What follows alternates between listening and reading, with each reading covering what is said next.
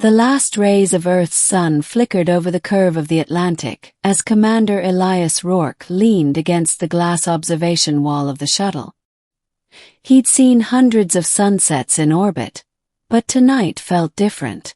Tonight he was on his way to the Accord Summit, a gathering between humankind and the Solari Dominion, the first intelligent alien civilization humanity had ever encountered.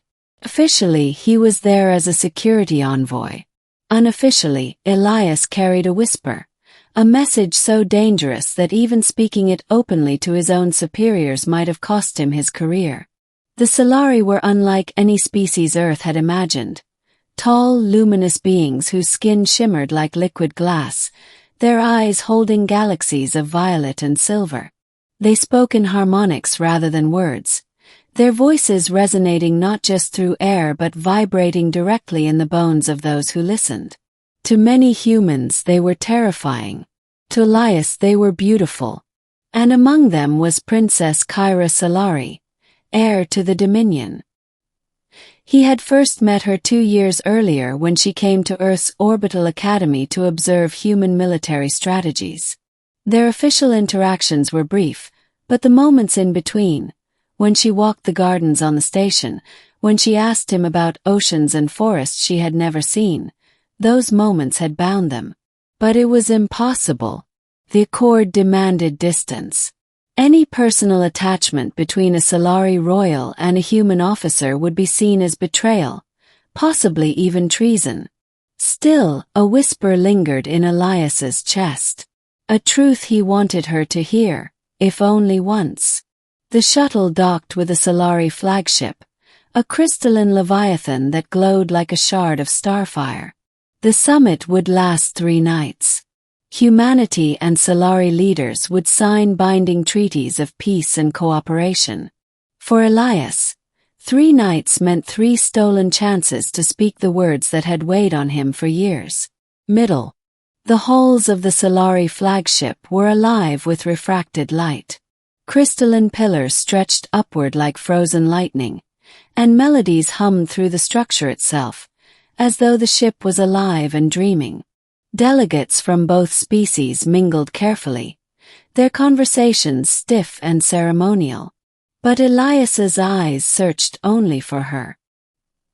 He found Princess Kyra on the second evening, standing at the edge of a balcony that overlooked the vast glowing chamber where the treaties were being drafted. Her form shimmered, silver-violet hues shifting like moonlight on water. She looked less like a princess and more like a star pulled into human shape. She turned as though she had felt his gaze. "Commander Rourke," her voice resonated, low and melodic, brushing across his bones like a chord. "It has been long. Too long," Elias said softly, careful not to draw attention. Their conversation was formal at first. She asked about Earth's oceans. He asked about the crystalline forests of Solara Prime. But the weight of unspoken words pressed tighter with every exchange. Finally, when the chamber grew noisier and attention was elsewhere, Elias leaned closer. His voice dropped until it was almost inaudible, a whisper that belonged to no one else. "Kyra," he breathed, her name tasting forbidden. "What I whisper now must never be spoken again, not outside this moment. I should not feel this, but I do. I should not want this, but I have wanted nothing more. If it were allowed, if it were possible, I would choose you. Always." For a heartbeat, silence expanded between them. Then, to his horror, her luminous eyes widened, not in shock, but as though she had been waiting for those very words. "My answer is yes," she said aloud, her harmonics resonating through the crystalline chamber. The very walls seemed to shiver with her declaration. Every nearby delegate turned. Heads lifted, voices hushed. Elias felt the world tilt. "Yes," he repeated, his throat dry. "Yes," she said again, with clarity that pierced the chamber. "Yes to your whisper. Yes to what you fear to want. Yes, Elias Rourke of Earth." The summit froze. Two species, two civilizations, stared at the impossible. The heir of the Solari throne declaring, without hesitation, her acceptance of a forbidden bond with a human. The chamber erupted in uproar. Human delegates argued among themselves. Solari counselors resonated in harsh, clashing harmonics. Security units moved toward Elias, but Kyra raised her hand. The crystalline walls trembled, and the guards halted. "You will not touch him," she commanded. Her voice carried the authority of her bloodline. "Kyra," Elias whispered, both terrified and awed. "What have you done?" "What I have waited to do since the day we met," she said. Her voice softened so only he could feel its resonance. "You whispered in secret, but I will not answer in shadows. My people may call it treason, but I call it truth." In the hours that followed, the summit fractured.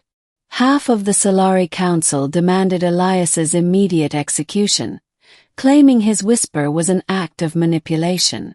Others argued that Kyra's declaration could not be undone without dishonoring her authority. On the human side, generals whispered about leverage, about binding the Solari princess through marriage into human alliance. Elias hated every word of it. He hadn't whispered for politics. He hadn't whispered for power. He had whispered because he could no longer carry the weight alone. That night, he found Kyra in her private quarters, a chamber of translucent crystal that pulsed faintly with her heartbeat. She looked weary but unbroken, her gaze fixed on the stars beyond the ship's veil. "They will tear this accord apart," Elias said quietly. "They will try," she replied. Her voice was calm, but her skin shimmered brighter, betraying emotion. "But my answer cannot be recalled. The harmonics of truth do not fade once sung. Kyra, if this destroys peace. Peace built on silence and denial is no peace at all," she interrupted. "Do you regret what you whispered?" Elias stepped closer, his chest tight. "No, never. I only regret that I didn't say it sooner." Her luminous hand brushed against his, cool and electric, sending a current of resonance up his arm. In that moment, everything outside the chamber, councils, treaties, consequences, dissolved into unimportance. Ending. The final day of the summit dawned heavy with tension. Delegates arrived expecting collapse, perhaps even war. Instead, Princess Kyra walked to the center of the crystalline chamber, Elias at her side. She raised her voice, her harmonics ringing like bells through the structure. "Leaders of Solara, leaders of Earth, hear this truth. You sought alliance through treaties inked on crystalline paper, but the truest alliance is written in blood and bone. What Commander Rourke and I share is not weakness. It is the future you fear. But fear is the death of peace. Today I say that I will not choose silence, and I will not deny the resonance between us." Murmurs rippled, but she pressed on. "If you would call this treason, then I accept exile. If you would call this betrayal, then let me betray. But know this, if your treaties cannot survive love, then your peace was never real." The chamber rang with silence. It was the humans who spoke first. President Marlowe of Earth stood, her voice steady. "Perhaps the princess is right. Perhaps what we feared as weakness is strength. A bond between species is no less powerful than a bond within them." The Solari Council was slower, torn between outrage and awe. But one by one, voices softened.